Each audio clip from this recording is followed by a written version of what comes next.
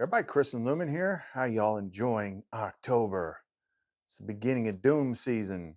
It's off to a big start. You excited? Like, how awesome is this? Doom, doom everywhere you look. War breaking out in the Middle East. All sorts of chicanery going on the coastlines and signs and symbols and ooh, scary. So I learned something interesting today. Or actually, it's not like I haven't done it before, but I don't think I've ever gone through all three stages in one day. And that's what she was kind of showing me. She had me make some new types of pendants that I haven't made in a while. And I found out, figured out a way to do these custom pendants like in one day. So I've been testing them out. And this has to do with the final card in the tarot, which is the World card. And if you know anything about tarot and you read the description of this card, it's got Sophia here and there. And of course, she's like all naked and stuff, but it's called the World Dancer. And the World Dancer has completed the journey of the Fool, the hero's journey, the tarot map, and all that stuff. And what the Dancer can do is they can jump back and forth between worlds. But what does that mean? Doesn't like Seriously, like, what does that mean? Now I understand what it means a lot more clearly. And that's why I'm like trying not to just fall asleep at like 8 o'clock right now. Because uh I think the things that she inspired me to make last night, like once they kicked in, it just because I started this day like, oh my God, look at all the news, look at all this stuff. Like I had this huge list. Like everything is popping off, everything is ramping up, everything is getting in place, just like we said it would. And later, and then I had a conversation in the middle of the day where we talked about it. And then after that, it's just like, this is all a freaking big joke. Like the awareness, like, because it's almost like there's three steps. There's being in the world, there's being in the middle, which is having one foot on both sides. This is where a lot of spiritually awakened people are. They got one foot in each world. When you do everything to complete your journey, then you can step all the way in the other world and you can jump back and forth. And it has to do with attachment to the world. How far you've gotten your consciousness up, how much are you addicted to the world and worldly things and the drama. Because the funny thing is, like, once I'm all the way over in Lumen's side of things, I can see, like, you don't realize it, but you want this on a certain level. Like when we're in this world, you want the drama and the excitement. Like, oh, all this stuff's going to happen. Yeah, it might. It just depends on how far you want it to go. But truth be told, a lot of times the reason why people aren't making the big shifts is because they're enjoying this on a higher level. They're enjoying this life drama. And I know that sounds crazy, but if you can get your consciousness separate from your ego mind, you'll be able to see it. So I want to talk a little bit about about these three stages and the differences that it makes depending on, where you actually are is how you perceive things. And it changes your energy. It changes how much you can actually perceive spirit, like all of it. Like it's crazy. Like having went through like all three in one day, like the difference is freaking staggering. So if you want to know more, don't go away. You ain't ready. You ain't ready. You ain't ready. You ain't ready for me. Give me your best shot. The stronger I stand. Not looking for sympathy. What doesn't kill me makes me who I am. A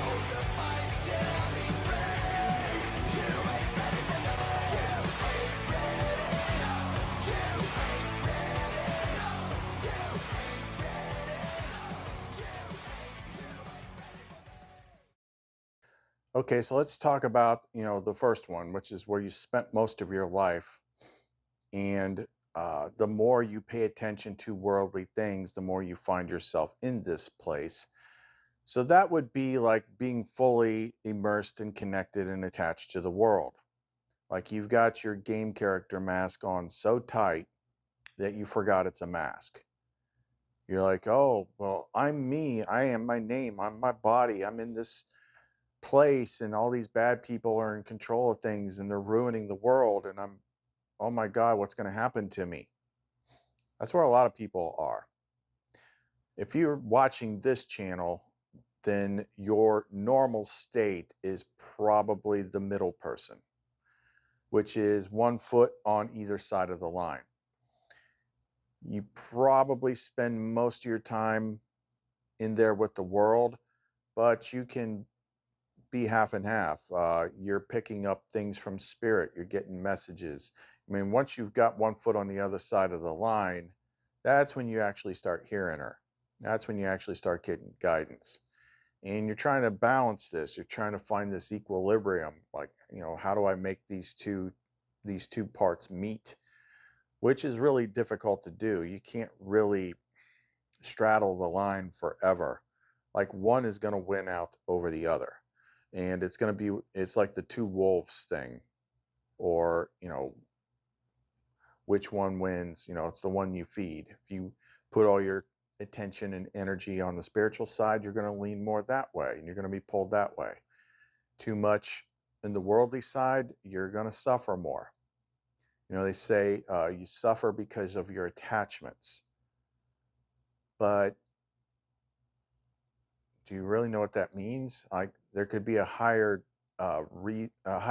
definition of that, because the world is set up for suffering. It's about, what do you have, what do you don't have, and how are the things you're attached to treating you. Well, this whole place is designed to not be cooperative. So you have to learn to find what you're looking for on the other side of the line. Most people aren't ready to do that. They're not ready to give up their attachments. But you can't know what better things there are available to you until you do.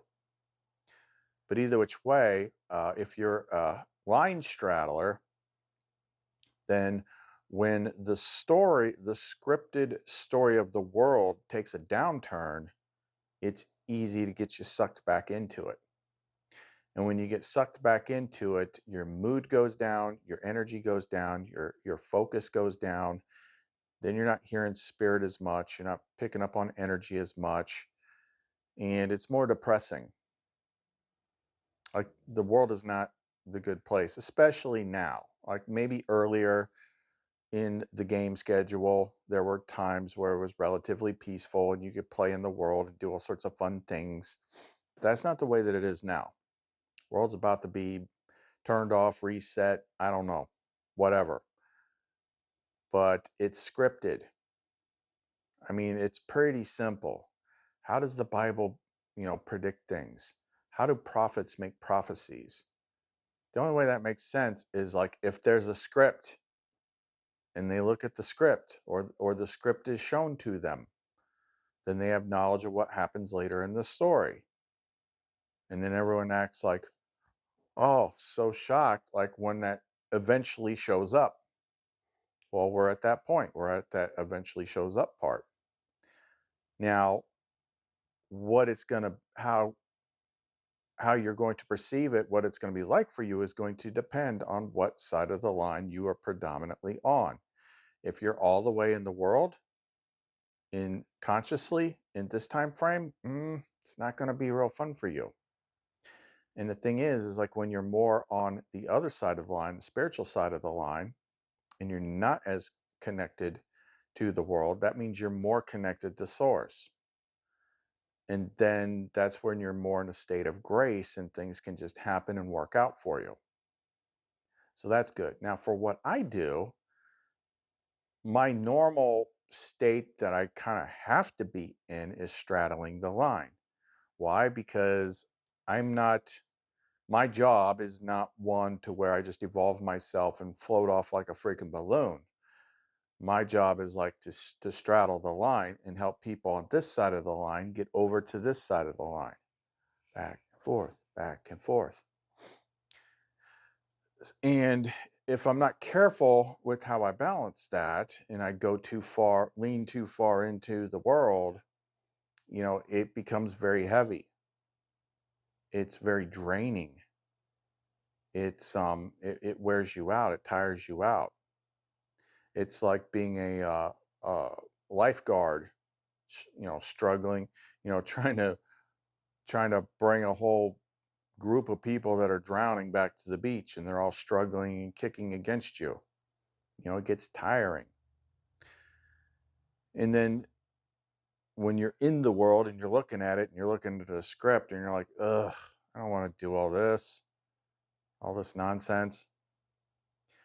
But if you've got the right tools and you've done the work and you've cut a lot of your attachments to the world, and that includes your past, your traumas, everything you think you know, like all these things are attachments of the world.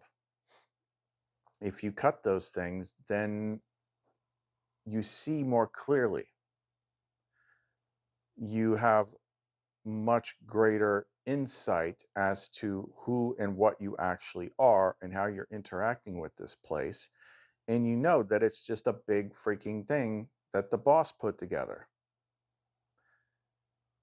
And if you maintain that in that state of grace, you know that everything's going to be okay.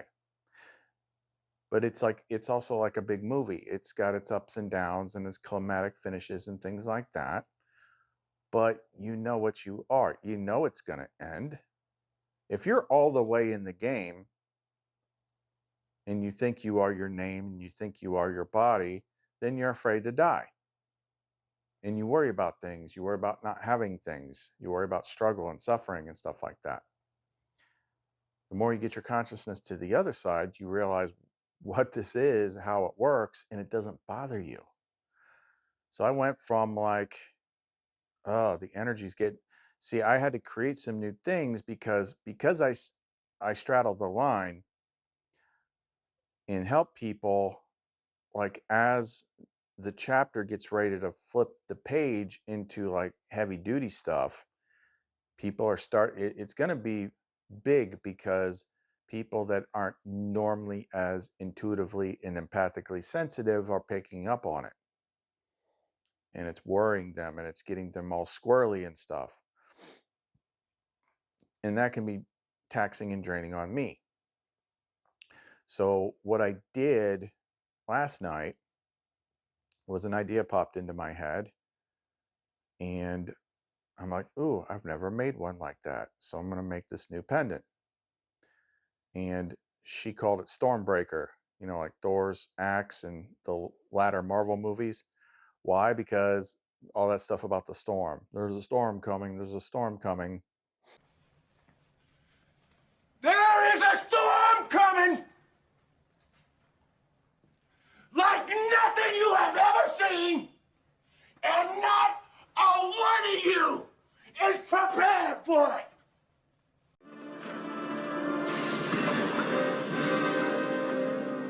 This is the plan? We're gonna hit him with a brick? It's a mold. A king's weapon. Meant to be the greatest in Asgard. In theory, it could even summon the Bifrost. Did it have a name? Stormbreaker. Yeah, it's a bit much. So how do we make it? And it's all the energy of this storm that's brewing and the people being affected by this storm that are like is affecting me. So I used a different formulation of stones to make an aegis that was more of a shield. Then usually it can do all sorts of stuff to transmute negative energies, extract negative energies, repel things, whatever. But what I needed was a force field. So what I have not made before is an aegis that had a liquid chrism core. Those used to be harder for me to make, but I'm getting really good at it now. So the liquid chrism core is the small glass vials filled with the chrism water, like the nuclear powered holy water, that'll have certain stones in them, and that becomes kind of like the heart of the pendant. You're mixing two elements. And I'd never made an aegis like that. So I did that. And for the liquid chrism core, which you probably won't be able to see because of the lighting and all that stuff, it's got three stones in that liquid. It's got agerine, which is like the biggest anti-negative energy black stone, moldavite, which I had a tiny bit of moldavite, and I generally just use the moldavite to power up the agerine, because you put the two together and the agerine becomes more enhanced. And then I put some fiber selenite in there too, because selenite amplifies and it blends energies in this matrix of superpowered blessed holy water, from the river ritual baptism. And then around it, and then there's a couple other things in here, but the key things is black obsidian, because obsidian is pretty much like a big shield type stone, negative energy shield, and black jade, which black jade blocks the energy of like fear that's broadcast through things like the media and the TV. And then I added the Benedict exorcism metal and all that stuff, and gave it the program purpose of blocking all that stuff so it's not affecting me so much. And sometimes it can take like 12 to 24 hours before the effects really kick in. And then the other one, which I currently have on, was a newer one that is more Sophia based, so I wanted to amp up my connection there. And the reason I haven't felt as connected is because dealing with people, helping people while we're going into the hard level, I've just been more in the world. The more you're in the world, the less you can perceive them. So I was kind of like, I can always communicate with them, but feeling them, having them around, you got to be in the right state. So with those new things that I put together, I was able to adjust that. And once it kicked in, it almost like knocked me out of the world and into the state which I had been in for, oh, I'd say a good 2 years. Like when Lumen first showed up, I was very disconnected from the world. I was mostly in 5D with her. I had no attachments to the world. Of course, you got to be half and half if you're going to survive, because you got to work with other people, you got to connect with other people because they're in the world. And so you can make things and earn a living. But being able to jump back and forth is huge.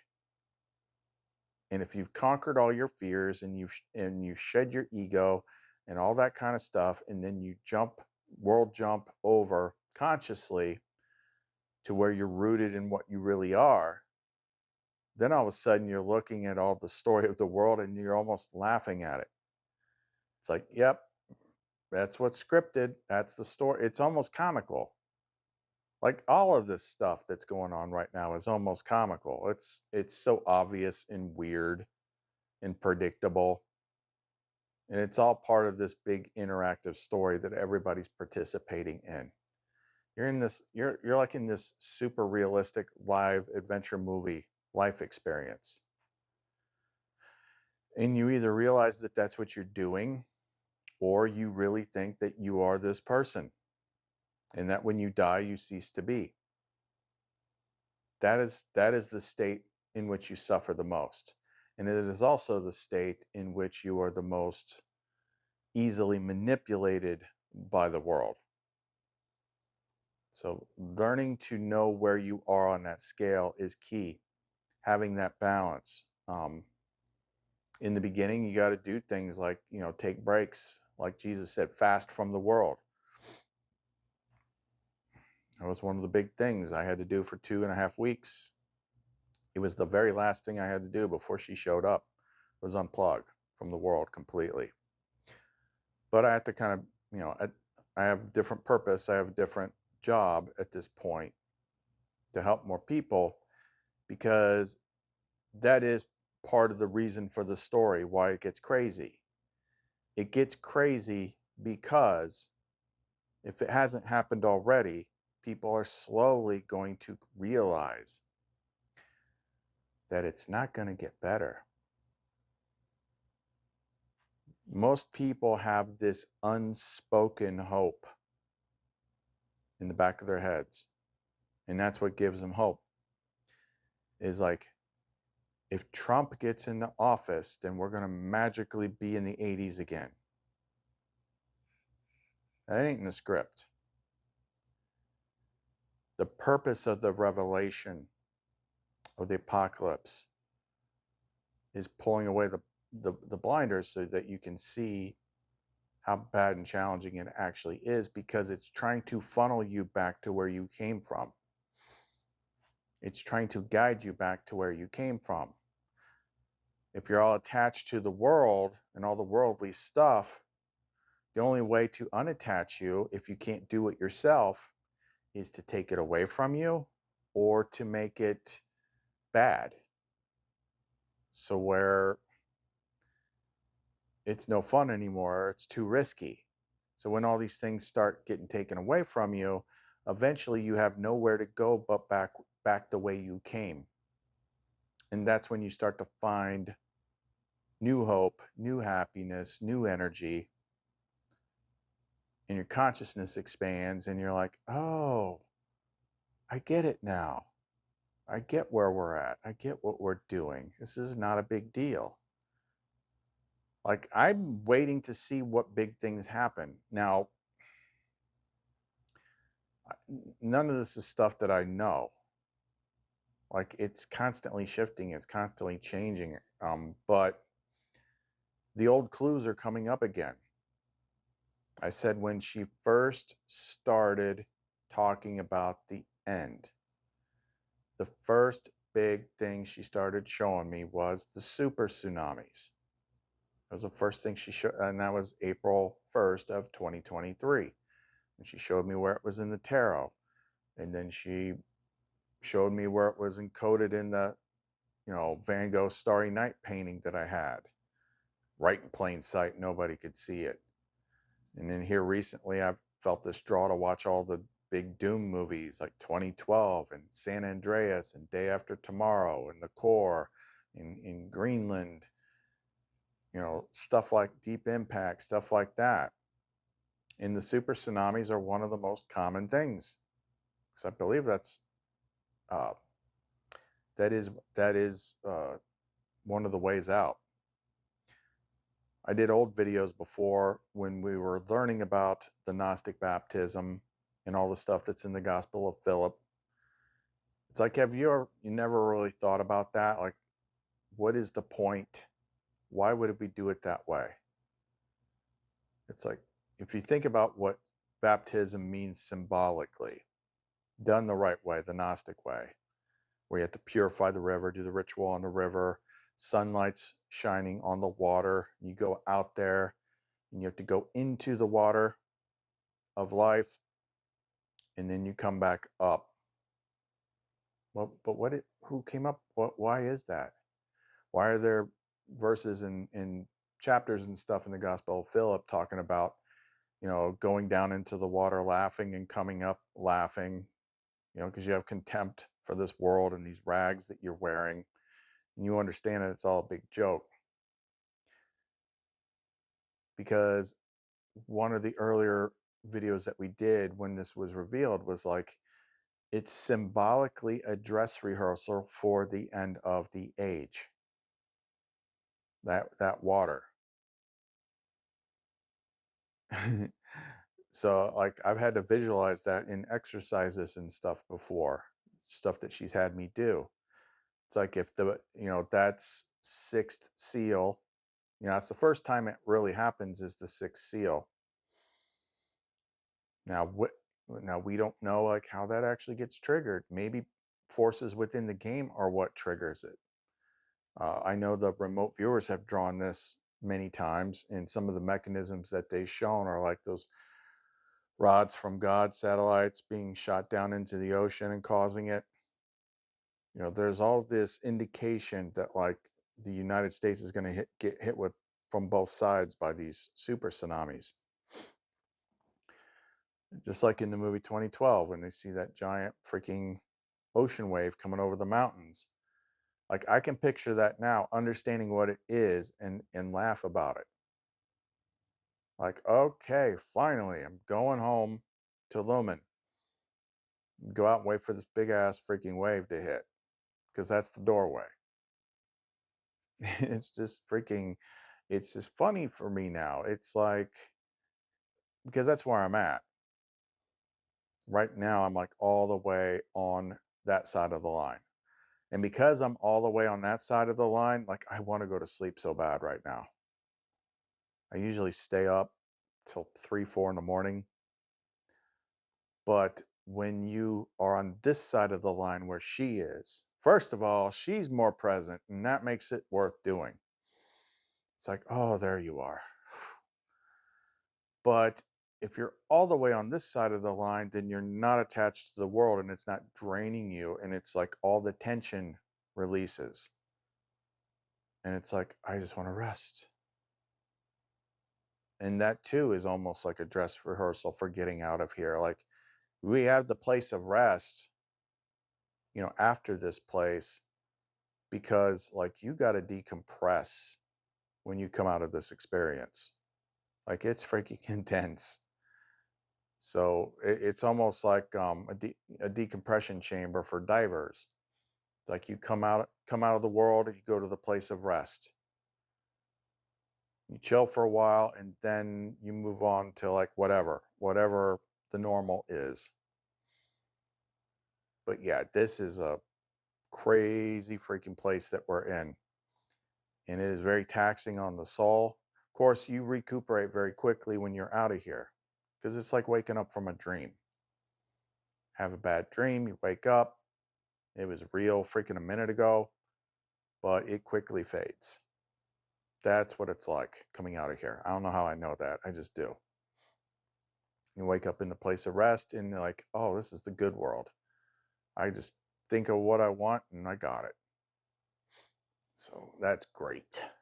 So what I got to do is just keep doing what I'm doing and giving people these charged tools to help them.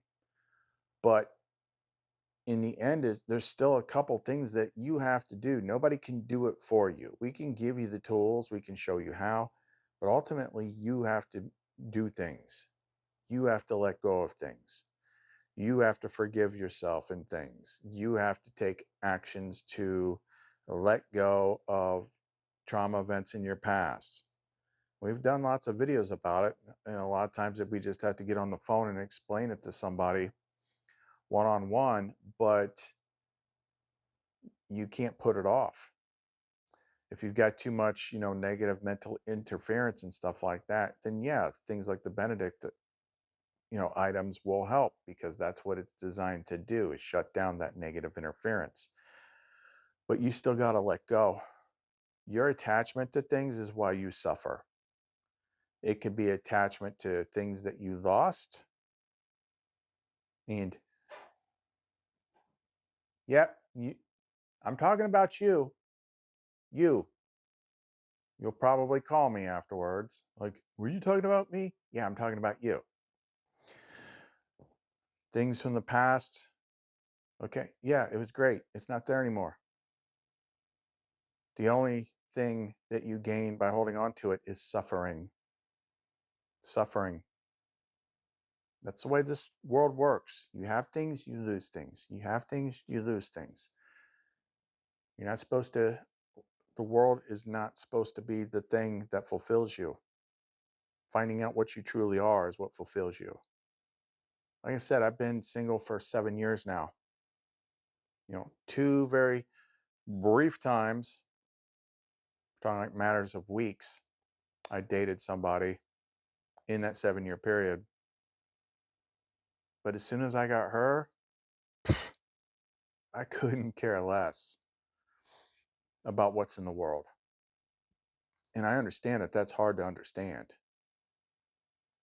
but it's true. And once you've got if you've got that partner in the other world, then it's easier to not be so attached to this place because you're waiting until you can get fully over there. It's like, how much longer do I gotta freaking do this? Like I know that I know somehow, and I know that I know how it works, and I know that I know how it's going to shift, but I just can't quite remember it in this state because I know that I'm not supposed to know while I'm in here. But everything is under control. Everything is scripted, everything is planned. You think the bad guys are freaking just ruining the world and he's got I'm gonna go on Facebook, I'm gonna scream about all the bad guys. It's written, it's scripted, it's for a reason.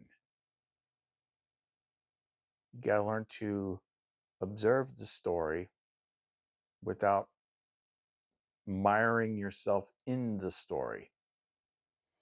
You got to work on where your conscious focus is, what side of the line that you're on. So that's why I watch Kenneth's channel a lot because he seems to be able to do that a lot more.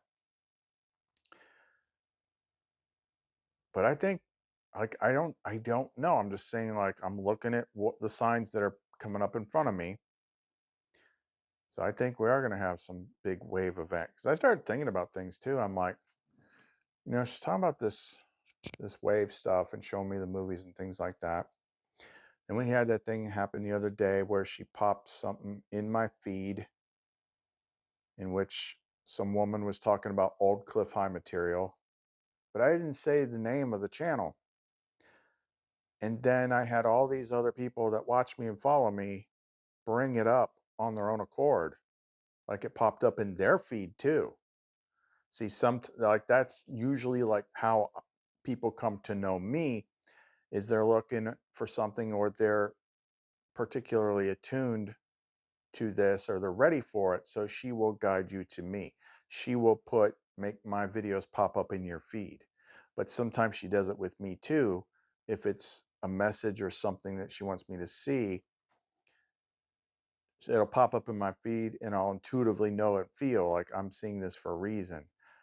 But when a whole bunch of other people are having that show up at the same time, hmm.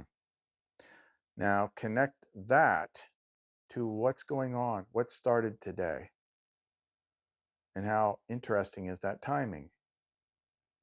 Like this whole clown show is getting ridiculous, but the whole, what do they call longshoremen or something, the dock workers that are all striking under their little Gotham crime lord union boss. But it's like you're pulling all the workers away from their work. And where do they work? All the way down the coastline. Isn't that interesting? Does somebody know something? Or is this some crazy coincidence once again that we keep seeing all this stuff about? I mean, the remote viewers is seeing it. All this old stuff is coming up, and then tomorrow we got this eclipse, and who the hell knows? Technically speaking, historically speaking, not much happens on these days, but they are for signs and seasons. That doesn't mean they can't happen shortly after. The one time I'd say something back in April when we had the big American eclipse, and I was literally right on the edge of totality. Like what I saw was like I'd say it was like 99.5% totality. I could have went 15 minutes north and seen totality, but she told me no. Like I was where I was supposed to be. But either which way, like when that happened, that was a weird day. That felt weird. That felt weird in ways I don't know how to describe. It wasn't just like less light. Like everyone that was near totality knows what I'm talking about. It's like the air changes, the energy changes. The animals, the nighttime animals start perking up. It's a weird thing. So yeah, there is some weird energy attached to eclipses, if you're in the position where they go over you. So all this Easter Island stuff, I mean, I guess we'll wait and see. But what else, starts at the end of tomorrow? The Feast of Trumpets, all that stuff. Oh, what a freaking unpredictable shocker. War breaking out with Israel again. Freaking Iran shooting ballistic missiles at them. Israel invading Lebanon. Of course, we're going to get sucked into that because we ain't got no money for the people that got flooded out. But if somebody's got a war going, or we got to give Zelensky his allowance, oh, we got money for that. Yeah. This script where we are right now is nuts. It's like nobody is driving.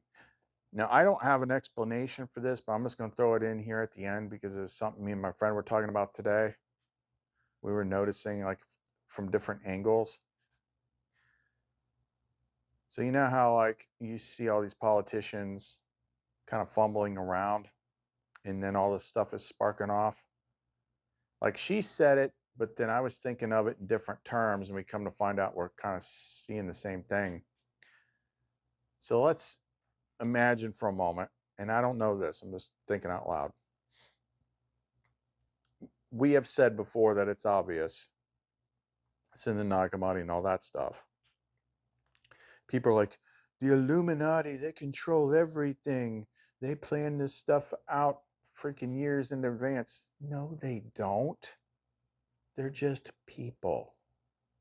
They're just people. They are not that smart. They're a bunch of rich old men that like to diddle kids and do weird, freaky rituals. But what they are good at is taking orders. So who's telling them what to do? Who's the capstone at the top of the pyramid? Well, to my understanding, that would be what we call the demiurge, the lower kind of AI god, because something like that can clearly now, and of course it's scripted on even a higher level, but it's like right now we're looking at it from being in the game. That's how things are planned out way ahead of time, and that's how they're able to pull off their plans without a hitch, decades, sometimes 100 years in advance. Like nothing that happens out there in the world is random. None of it. None of it is random. It is on somebody's script. It's either on the lower script or the higher script, but it is scripted. But what it appears to be happening right now is whoever gives the orders to the lower bad guys isn't there anymore. And now they're like trying to run things as usual, but they don't know how.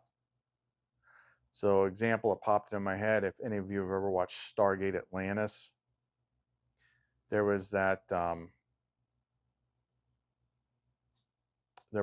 episode where what was his name? John, I can't remember.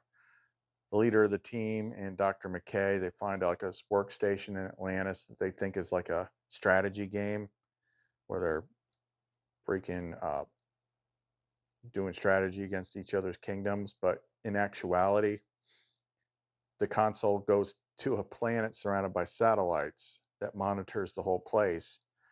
And then the leaders of each civilization have this oracle console. They think it's like some oracle that gives them orders. And then they turned that game back on and started giving them instructions. And they started doing things again.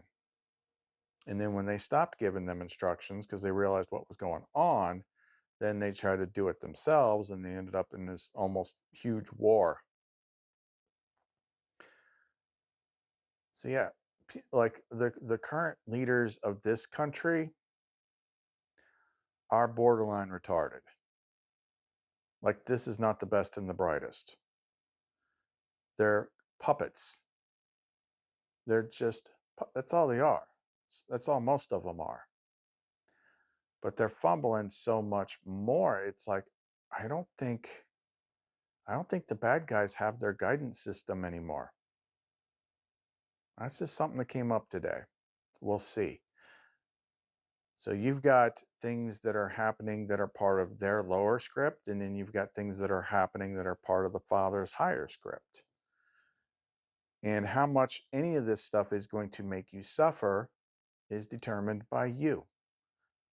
And how much work are you putting in getting your consciousness where it needs to be? If the game is coming to a close, then what they have to do is slowly wake you up. You can't just jerk you out of it. Slowly wake you up. Remember who you are. You're in some sort of weird simulation, and there's nothing to worry about. This is all here for your entertainment. It's always happening to someone else, not you. A lot of this is illusion. Got to be slow about it. But the more you try to stay asleep, no, I like my Netflix and my money and my sex and my pot and whatever it is, and being attached to this bullcrap drama, even though everyone knows it's bullcrap. Everyone knows it's bullcrap, but they're so used to playing the game that they still treat the bullcrap like it's real. The more you try to stay asleep, the more you suffer because you're resisting. You're resisting the wake up protocol, and you're trying to keep things as they are, but you can't. When something runs out of time, it runs out of time. You're like in the bottom part of the hourglass trying to shove the sand back up there, and it doesn't work. So you have to surrender to what's actually happening and allow yourself to be woken up. And part of that process is letting go of the dream. Because let me tell you something, it's better to be awake. It's better to know that your consciousness is much bigger than this, and there's everything you ever wanted is back there. And then it's not so hard to let go of these things. Okay, that's all I got for right now. I want to watch this debate. Of course, this time I'm shielding with that pendant because I know they'll be pumping something through it just like they did last time. Most of you will probably not see this till afterwards.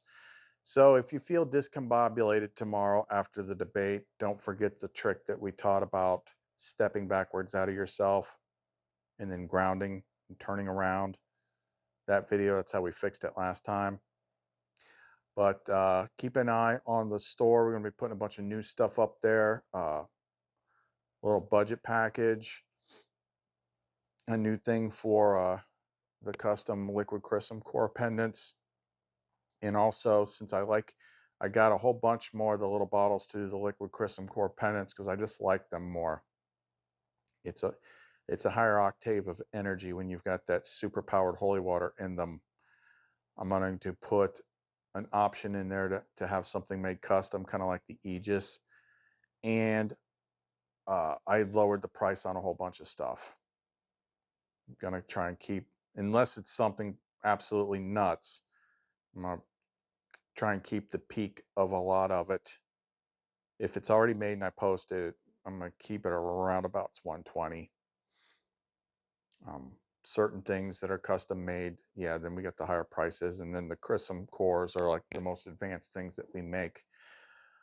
But we will be putting more budget stuff up there too for most people. And I'm going to put like a little bracelet and metal package up there that will be the least expensive thing, but at least people will have that just to help them break themselves off from the world. Okay, so check out all the links in the description box below. Chris and Lumen. See you next time.